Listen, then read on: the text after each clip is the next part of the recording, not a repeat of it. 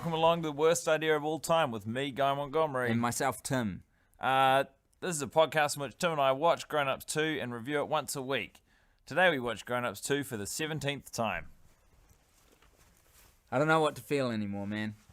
You see that every week, I feel. Yeah, something similar. I don't know. I don't know, man.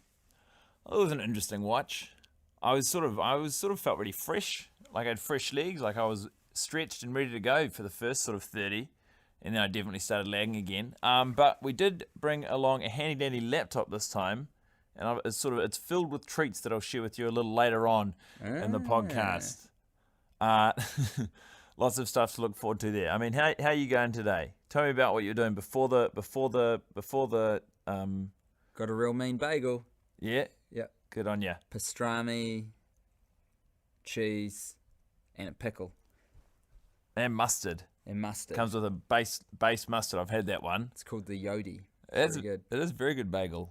That sounds pretty good, man. And how are you feeling? You know, when we started watching the film, what were your thoughts? Were you going? I mean, you said on the way here, when we were on the way, you said that you think I'm in a good mood. You've been getting good sort of vibes from the texts I've been sending. Yeah, you've been very positive. And I feel like that translated into the beginning of the movie for me. How are you feeling? Yeah, I'm okay. I kept getting, I don't know, like distracted by things when I was watching today. Like how easy it would be to cut this movie up into a horror movie trailer. Yeah. Well, it'd be so easy because the thing is, they haven't soundtracked lots of the movie because they're very lazy. So you could just apply your own music there. Yeah. Wouldn't clash with anything. And there's so many moments that taken out of context are horrific. And some of them, even when you keep it in the context, it's still horrific. Like when Adam Sandler keeps trying to drug his kid.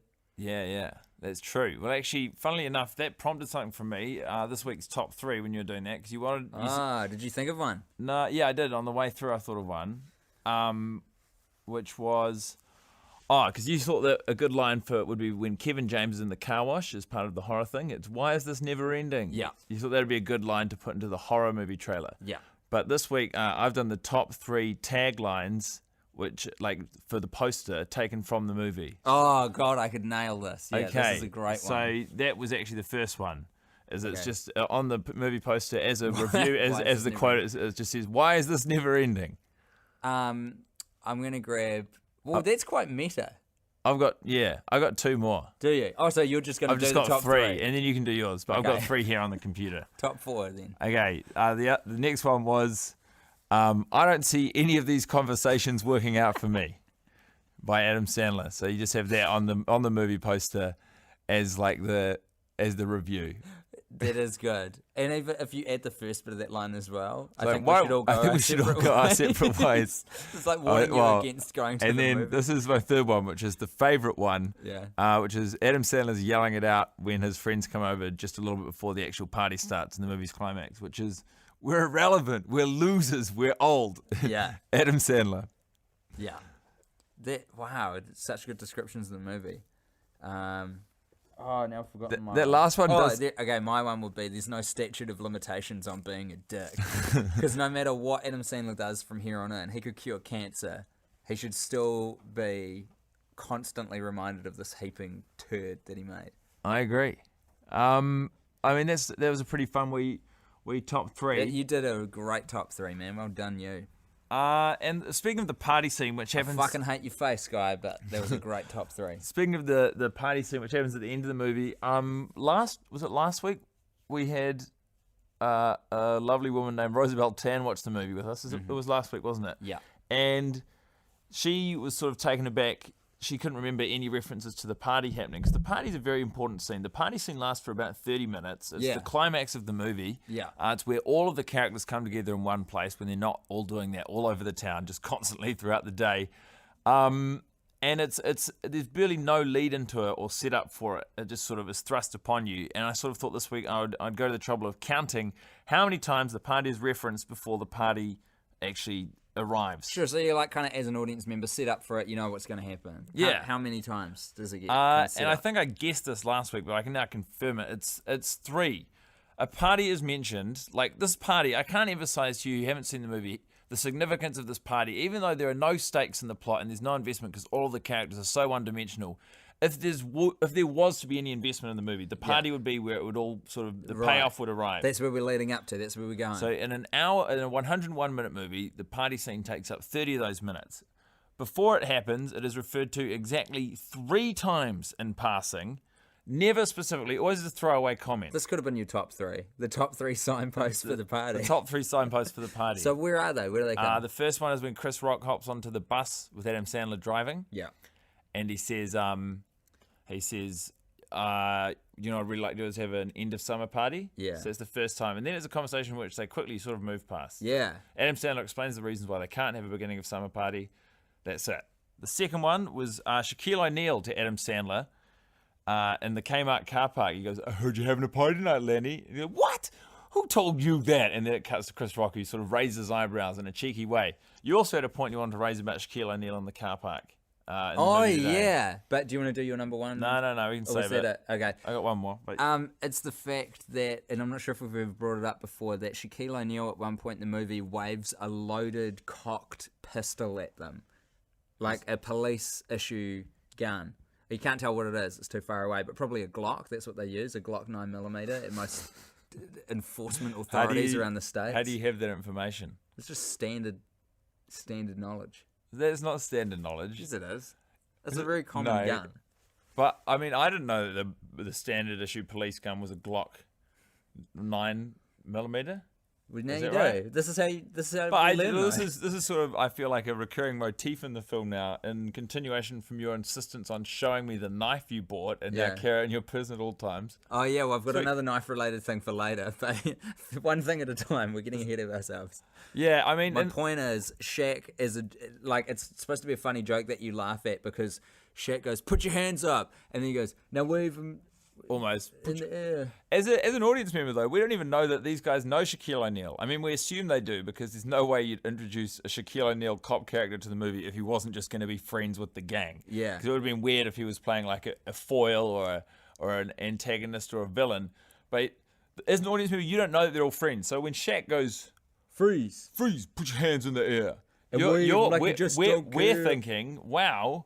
Yep. This escalated really quickly just before we were in a lovely infomercial for Kmart, and now we're in a supermarket hostage situation. And it's not an unreasonable thing to happen either, because the cop steps out, Shaq, and goes, "Where'd you get that school bus?" And Lenny Fader says, "We stole it." Yeah. So like a cop could pull a gun on that situation. So you're like, oh no. Adam Sandler's big mouth / Lenny Fader is going to get him shot today. It turns out it's just a lovable, negligent cop, Shaquille O'Neal, just waving his Glock 9mm around with reckless and joyous abandon in the Kmart car park because it's just another fucking Tuesday in Shitsville, USA. Whilst never further investigating where the school bus actually came from, but more than happy to present a police escort for said school bus with what looks like a highly illegal situation going on the roof with a raft and the actual bus driver who they're trying to kill. They are trying to kill Nick Swartzen throughout the film. Yeah, it's weird. But that brings me nicely to my shining light today. It's when they kill Nick. In the bus. Yeah. And why is that your shining light today? It's just so absurd. It's so ramped up against everything else that's happening. Like, it's funny that they string Nick up in the school bus with rope. He passes out because he's medicated for an emotional condition, some sort of psychological condition. His wife saw him eating a banana with his butthole at her mother's house. So he's at the parents-in-law, and he goes, "Hey, I'm at a dinner. What should I do now? I know. I'll anally insert a banana. Outlandish thing should I do so I can insert it into the next Adam Sandler comedy script?" And there it was. So his wife left him. He's in a bad place, and then he passes out because of all the meds. Luckily, Lenny Fader knows how to drive a stick, and he drives the shit out of that bus. And they tie him to not the roof, but like the ceiling of the bus, hang him upside down like a vampire. And then when Kevin James comes in, he just pulls a rope, which releases it and drops him. On his neck, on his head. Which will probably paralyze you, but won't necessarily kill you. But what they do is then Lenny accelerates the bus really quickly. Watch this. Yeah, he says, "Watch this." With venom. And then Nick's body is thrown immediately to the back of the bus, where you see his head break the fall against the back wall, and you just hear this crunch, and you see his body contort, which there is no doubt about it. He's dead now. They've just killed Nick. They've killed the bus driver. And Adam Sandler's response to this is, you gotta respect that. And Kevin James gives him a high five. While Chris Rock, who actually isn't convinced by the whole thing, is sort of looking at these guys like, this is insane that we are stringing up and killing the bus driver They take on a turns at that, Tuesday though. morning. But then it's okay, because by the time they get to Kmart, the bus driver's fine. Nick's alive. In a lot of scenes, like Chris Rock tunes out to what's happening. Yeah. I feel like you see him in the background a few times. And he's clearly not putting any dead effort in. eyes looking around the room for something to do. I got two things to get through. Obviously, the third one is the reference to the party. We got a little sidetracked by Shaquille O'Neal and his Glock 9mm. But so the third reference to the party, remember, there's been two so far, leading up to this big crescendo in the film. The third one is Selma Hayek to Adam Sandler after the ballet recital, and it's just a throwaway comment while they wait for Stone Cold Steve Austin to come in, aka Tommy Cavanaugh. And she goes, "I just wish you'd tell me 8 hours before we're having a party." And those are the only three indicators you have. So What you've got to understand about those lines as well, House of that Cards. guy's named, is that they're like... innocuous throwaway lines. There's so much shit in the film that's said that doesn't have any consequence that, like, You wouldn't suspect these you would never string those dots together to think that a party is coming up based on that. And then when the principal's having dinner with his family, he says, "What time's the Fader Bash tonight?" That's when there's confirmation. The penny is Those were all dropping. leading up to this big thing. The party's on, and it's 80s themed. And as for my shining light, Tim, Yeah. again, I got a list of 3 moments I enjoyed today, thanks to the laptop. Don't burn out, mate. Help me remember. Yeah, but like if you use up all the shining Mate, lights, how are we going to we've- get through another 30? I see. You think I should save 2 of them? watches? Okay.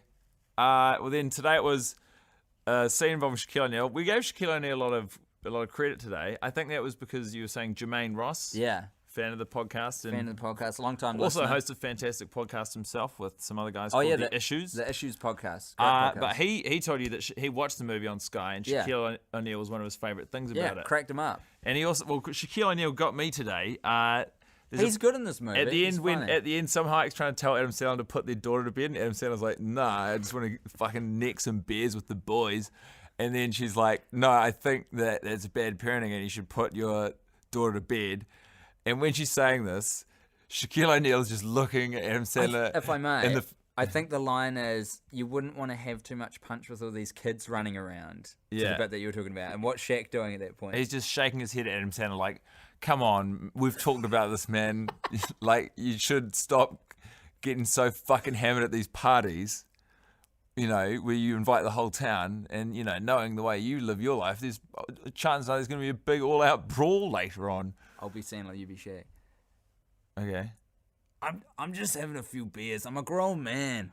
Lenny, I gotta tell you, down at the station, we're sick of you coming in every Sunday morning after these parties, man. Oh, come on. We're just having a little fun. You're not having fun anymore. I gotta sentence you to $200 community service and AA counseling. Hey, I'm going to sentence you Stop. for being a dick.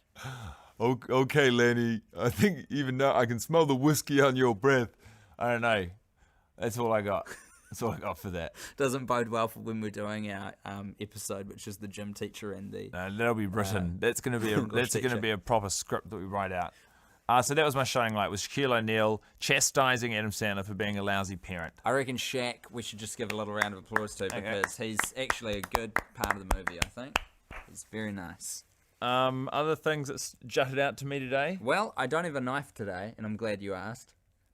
What I thought we had a new always have a knife on your person policy in place. I do, but I've just got the little one today.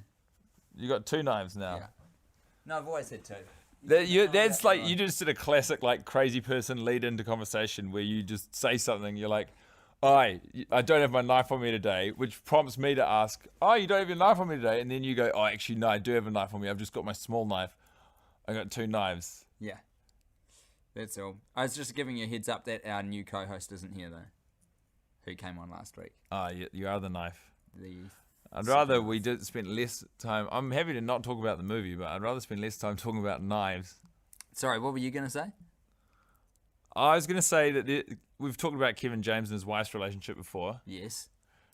but when they're in the car on the way to the car wash, and he confesses that he perved on the ballet teacher, and she says, it's all right, I was looking today too, as in I was checking out a hot piece of man today. Yeah. And Kevin James has got, his wife is allowed to look at men. He's a new age kind of guy. He understands that, you know, it's only human to lust. But he has 3 criteria for which the man that his wife is allowed to perv on. The man can be one of 3 things. The setup is Kevin James says, what is that? I don't mind you looking either. honey. So long as he is either, his wife can check out anyone who's gay. So that's okay. As long as they're gay, Kevin James' wife can have a squiz. As long as they're a cartoon. If it's a sexually drawn cartoon, a muscle-bound cartoon character on a beach, Kevin James' wife is allowed to check them out. And the other person who it's okay for Kevin James' wife to check out is a dead person. It's fine for her to just perv on dead people. And I'm assuming you don't see that many dead people sort of lying around on the street, which means that it's fine by him if his wife goes to the cemetery, digs up some corpses, and looks at them, or goes and crashes into a morgue. or crashes funerals, which is a whole nother movie. Yeah, I've got no issue with that. If you're lusting after alive men, we got problems. Yeah, but if you're dead, lusting I'm not after threatened by that. Therefore, a live, real life straight person, we got problems, lady. But if you just want to go and check out some corpses while I sleep at night, on my list of priorities, if I'm Kevin James, like if I'm in that situation, I'm going to be worried about my significant other lusting over straight alive people, and then gays, and then dead people. That's just me. That's the order. That's me. Yeah, it's sensible. I think so. Because I think with, people who identify as gay, there's an opportunity that they can still... Well, they can do it. They can have sex with your wife, maybe. A dead person definitely can't. Well, I mean, if I lived in the city that they live in, and I was gay, and I knew I could have sex with Kevin James' wife, I would do it. Even as a gay man who's not attracted to her, I would do it just to spite Kevin James. As a gay man, I would have sex with Kevin James' wife, and I think this goes beyond the world of grown-ups too. This is just. This is a public announcement to any gay men who ever have the opportunity to have sex with Kevin James' wife in the real world. I reckon this situation exactly could play out because Kevin James, I'm assuming, lives in Los Angeles. He's chasing movie scripts all the time for a paycheck. So his wife, it stands to reason, also lives in LA. And I'll bet she probably does do yoga or something. Yeah. This could happen. The yoga teacher could be gay. I wonder how big gay listenership in Los Angeles is. Certainly, I mean, we're certainly hoping it'll get bigger. We're not 100% on those numbers. We don't have the technology yet to check in on those specific numbers. But then again, we're not Prop 8, We're more popular than that. No. Tim, fuck, man, we should bring a laptop every week. Honestly. Or a notebook. We could just write these down. And we did to start with back in the day. I do it on a laptop. I've got a whole thing We haven't got into the thing yet. This was God, we're already 18 minutes in. This was the main crux of the podcast this week. So, Jesus. Braden Higgins is David Spade's son. He's a character in the movie. And with my laptop today, I decided to take stock of every line. You remember Braden? He's the guy I thought was a warlock. Yeah. So across the movie, because I wanted to think about this objectively as the actor who plays Braden. I don't know his name, but his agent goes, "Hey." We'll call him Adam. "Hey, Adam, I got a script for you. Real meaty part in an Adam Sandler comedy. You want to read it over?" An Adam Sandler script? Yeah. Yeah, I think you're really going to like this character. He's got lots of dimensions and depth. Okay, so how much screen time are we talking? How many lines have I got in this thing? Screen time, it's hard to say. You get 20 lines. What? In the whole film? In the whole film, you get 20 lines. Are you serious? But what am I in, like one scene? No, you're in the whole thing. Really? Yeah. Oh, the movie's got a lot of lines. A lot of lines to go around. You get 20 of them. Wow. 20 lines and you're saying I'm in more than one scene? Do you want me to read the lines to you, or do you want to read the lines to me? Do we have time for that? Could you really just rattle through all 20 lines while we're talking right now? Yeah. All 20 of my character, Braden Higgins, lines in the script. Yeah, if you want, I'll also do them as you should do them in the movie. I'll do them as that's what agents are for. Okay. Let's do it. So your first line, you go like this. "No school. Summertime." What do you think? Well, it doesn't make any grammatical sense. Yeah, I know, but I'm not even sure what the meaning it's behind part of that the is. character. Think of the character when I'm doing these lines. Think of it as sort of like a warlock. It's like a warlock sort of figure. Okay, So- slightly mystical, kind Yeah. of dark. Maybe has some supernatural powers that are alluded to Yeah. in the film. Probably not. Maybe. Okay, so your second line is you go, No, I sit here. I like that. That's gritty. Yeah. Yeah. Okay. Cool. I'm into okay, that second I'm one. just going to That's roll great. through some now. So wait, are you doing this in chronological order? Like we're going Yeah. to cover the whole movie We're from going to cover the whole start movie to from the start. finish? So Okay. and then you can guess what the movie is. Okay, I want to smash his face. that's your third line. What do you I think? want to smash this. But now, again, do I have to deliver it just like you did? I would suggest doing that. Okay, Yeah. because it seems extremely, well, for lack of a better word, kind of stupid the way that you're No, delivering it. no. I think that's the way you should do it. Okay, I want to smash his face. Oh, Okay, yeah. what's the fourth line? I don't know. I told him it would be cool if he stayed late at the soup kitchen, so it's all me. Right. apropos of nothing. I'm not going to give you any context for that. Okay, that's interesting. This is like a Guess Who, but for movie Yeah. plots. So now your next line, which is part of that same scene. Two lines in one scene. Now, how about we do something fun? How about we do something we're not supposed to? Jesus, I is he think- talking to a girl at that point? I feel like that's sort of a Nah. cross I lovers. think I came on Shakespearean a Romeo and little Juliet. heavy with the voice in that scene. Oh, okay. I don't think that's how Wasn't you quite should as- you shouldn't do it like that. That one. Okay. That was wrong. All right. Well, what's the next line? Let's check this out. Keep out? That just makes you want to not keep out. No. You got to be reading that wrong. No, that's Once again, give me the that's, words. that's how it comes off the paper. Keep out? That just makes you want to not keep out. God. And if you and you know, just to paint a more vivid picture, your next line is, and this will be your seventh line in the whole movie. No go. Stay. Now, sorry. Stay the imperative, as in you're Stay. commanding someone to stay. You're sort of it's hard. You're sort of talking to yourself and to them. And also, I don't want to get strung up on this because I know it's 3 words, but are you sure it's not go, stay? No, that's how it's written. No go, stay. You're sort of like convincing yourself and some other guys that you should stay at this place. And then your next line, and this is a great one. You'll love this. Okay. This is sort of like Al Pacino's Inches speech in Every Given Sunday. Fantastic. Okay, this is what I went to drama school Okay. for. What are we dealing with? Woo! One more time. Woo! What's the next line? You don't want to talk about how good that line is? What's the next one? Summertime. Next. Well, the next one's not really a line, but it's you get a good bit of screen time. Jesus Christ.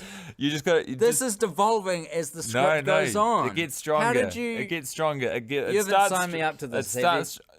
I'm not attached. It am often- I? it starts real strong, and then it gets a little weak in the middle, and then your lines get real strong again. So Well, what is this next one?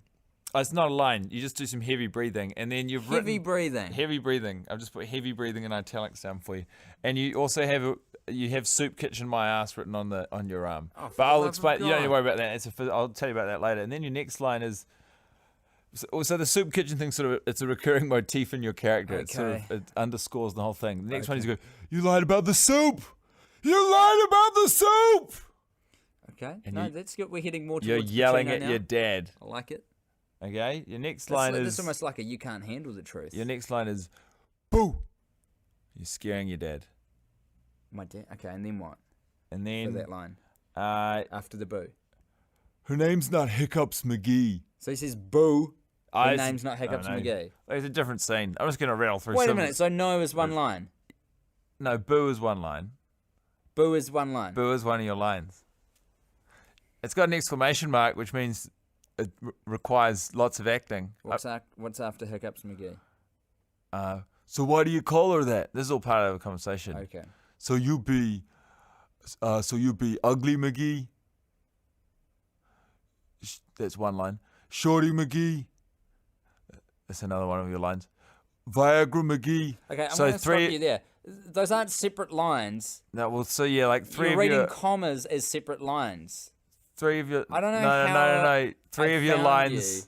Three of your You're lines. a terrible agent. No, yeah, three of your lines is it's just a word and then the word McGee, but there's still 3 different lines. That's not three Right, different lines. Right, okay, I got 3 more lines for you. See if you like any of these. What on earth are lines now? No. One of them was heavy breathing, for God's sake. The next line is, Hall & Oates? Yeah, what is that, like a cereal? that's a funny line. That's a funny joke. Yeah, okay, I like that one. And then you've got, Wee! Wee! which I know it seems inconsistent with a lot of the other stuff you're saying, but you go on a real roller coaster. You're a real up and down character. And what's you're my gonna hit last- your final line, What's my last line? They didn't do it. Me do it. Oh, which fuck is sort off. of a Come on, it's sort I of did it. It's sort of a return to That's the the incorrect pronoun. That's consistent with your character. That's true to you. Oh, for the love So of because God. it's to your character. Because remember, your first line is no school summertime, and your last line is they didn't do it, me do it. So it's sort of like a commentary on summer. The movie's called Grown Ups 2. I'm Tim Bat. I'm going Montgomery. Don't watch the movie. That was Right, it. bro. Leave everybody